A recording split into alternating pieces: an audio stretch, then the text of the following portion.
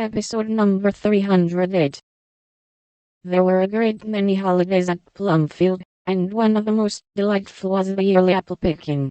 For then the Marches, Lawrences, Brooks and Bears turned out in full force, and made a day of it.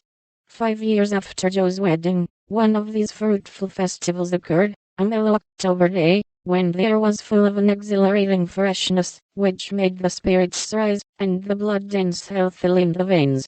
The old orchard wore its holiday attire. Goldenrod and asters fringed the mossy walls. Grasshoppers skipped briskly in the sere grass, and crickets chirped like fairy pipers at a feast. Squirrels were busy with their small harvesting. Birds twittered their adieus from the alders in the lane, and every tree stood ready to send down its shower of red or yellow apples at the first shake. Everybody was there.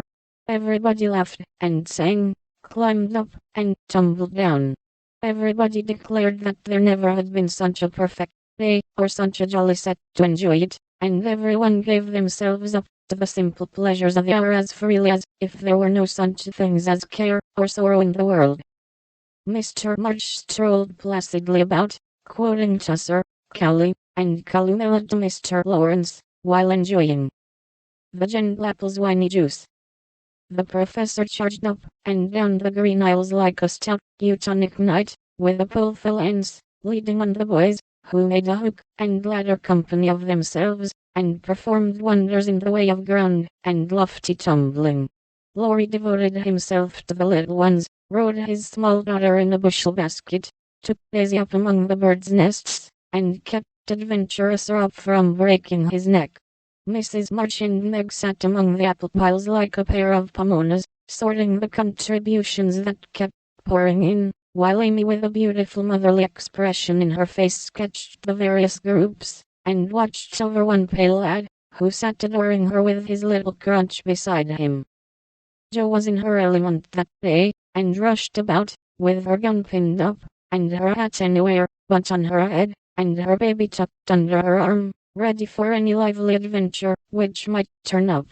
Little Teddy bore a charmed life, for nothing ever happened to him, and Joe never felt any anxiety when he was whisked up into a tree by one lad, galloped off on the back of another, or supplied with sourassets by his indulgent papa, who labored under the Germanic delusion that babies could digest anything, from pickled cabbage to buttons, nails, and their own small shoes.